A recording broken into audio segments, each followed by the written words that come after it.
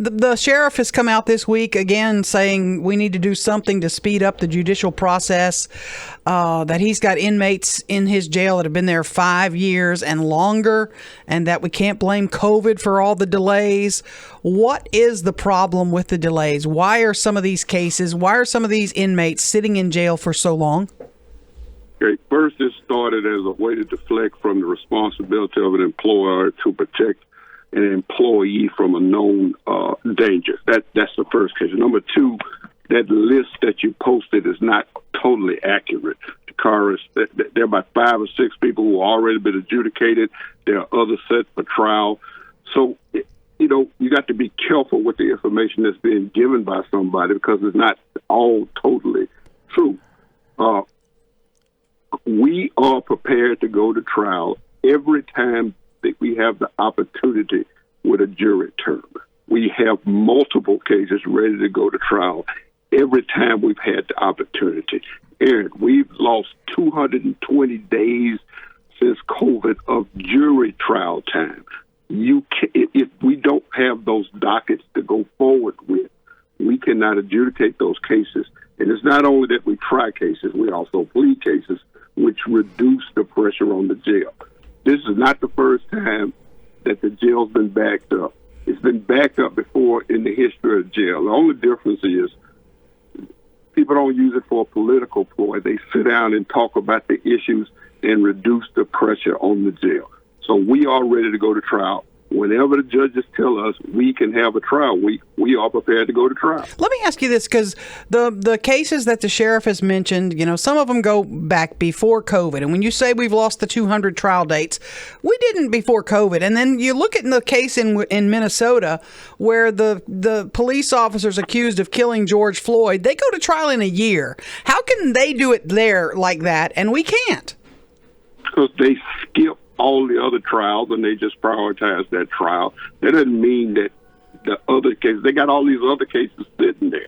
If we wanted to take one particular case and say we're gonna push it forward and push everything back, we could do a case in the trial. We try not to prioritize cases like that.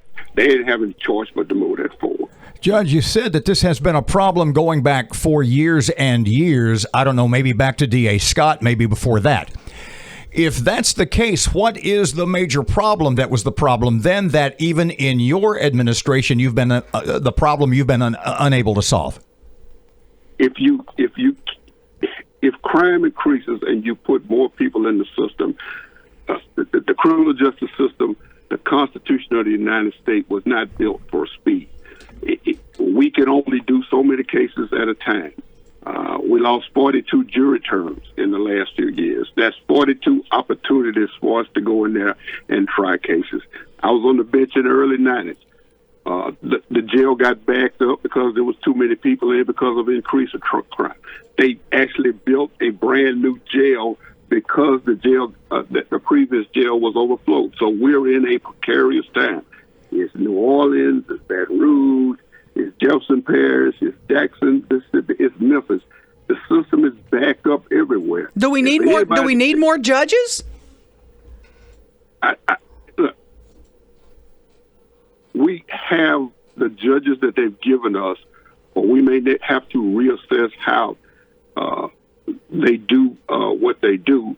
But I'll give you an example. New Orleans has 83 prosecutors. I have 32. Okay, New Orleans is not 3 times as big as Caddo. Okay, New Orleans has all these judges. Baton Rouge has a number of judges. We don't necessarily have the resources that we need to increase and try more cases. But, whatever we need to do, we'll do. I don't think putting it out in the public, and I definitely don't think telling,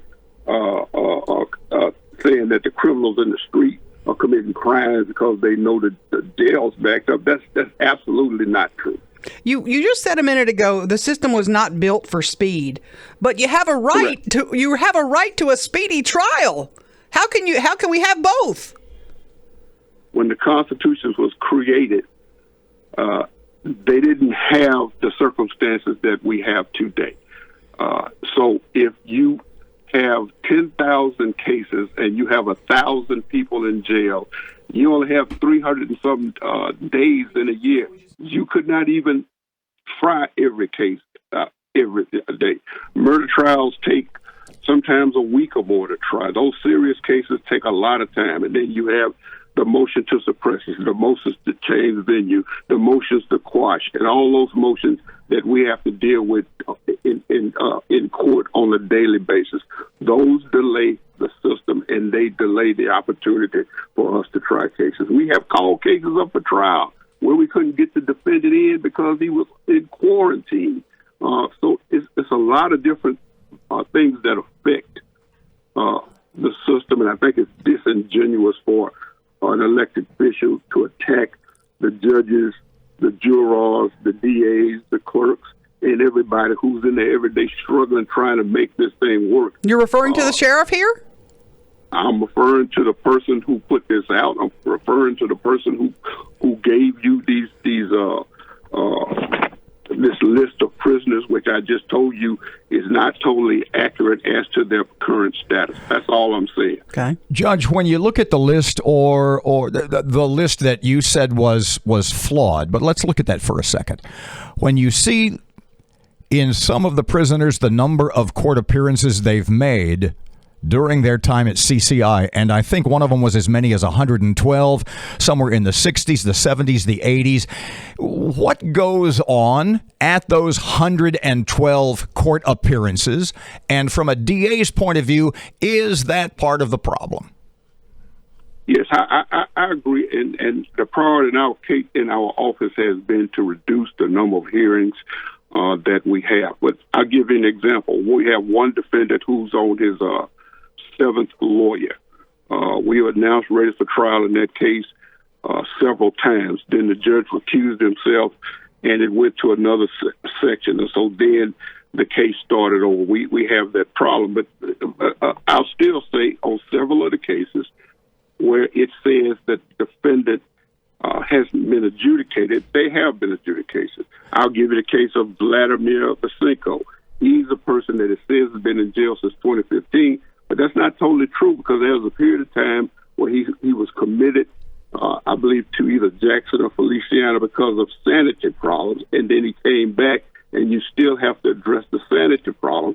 Those create issues. However, we adjudicated him 2 or 3 days ago to get him out of the system. So we're working each and every day to move these cases as fast as possible. It doesn't make sense for us to not to work. It makes our work harder the more cases that come in. What are you doing specifically to speed things up? What are you, as the district attorney, can you give us some concrete examples of things you're doing to change? Trying to reduce the number of hearings that we have. We're setting more cases for trial. So on those dockets, we're trying to set up to 20 cases each time we go to trial. We've asked the judges for additional jury terms. We've asked for to have backup judges. So the civil judges who are not trying, we've asked them to come in and take backup cases. I've assigned special prosecutors to go in and handle the more serious cases so we can get them ready for trial. You've got jury trials going in Bossier, in DeSoto, and all around us. Is your message today to your judges in Caddo, let's start the trials back up? I know we're under a suspension of jury trials now. Are we okay to go back to jury trials? Other parishes are doing it. We are ready to go to trial. That we were ready to go to trial in January when the year started. We were ready to go to trial in February. We'll be ready to go to trial in March. Whenever they say we can go to trial, we will be up and ready. We are anxious to go to trial because we serve the victims. We don't serve these elected officials who are out here criticizing the system. We are ready to go to trial because we want to see justice done for victims of Caddo Parish. Do you see the sheriff's point, though, in that he's got officers who pick up these guys and then they sit in jail for so long and no justice comes of it? And there's concern that ultimately they're going to have to go free because they're going to challenge their speedy trial rights, and ultimately an appeals court's going to have to let them go. We haven't had that issue, but let's get something straight. A certain elected official does not investigate violent crimes in 80% of the parish. So we deal with SPD more than we have to deal with the sheriff, and they understand, and we're not having the issues that somebody's saying. And I don't want to get into a personal attack against him for whatever political reason he's putting this out here, but it's a fact. He does not investigate or have a presence in 80% of the parish where these crimes are committed. But he houses the inmates, correct?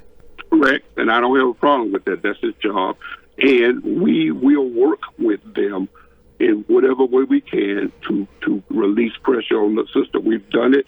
We did it when COVID started. We came in even when it was shut down, and to relieve the pressure. We're gonna work with them every time, and we're going in this morning in the snow to look at the jail list to see where we can relieve pressure. I was in the courtroom 2 days ago watching us take pleas to relieve the pressure and move some people out of jail. So we're working at it each and every day.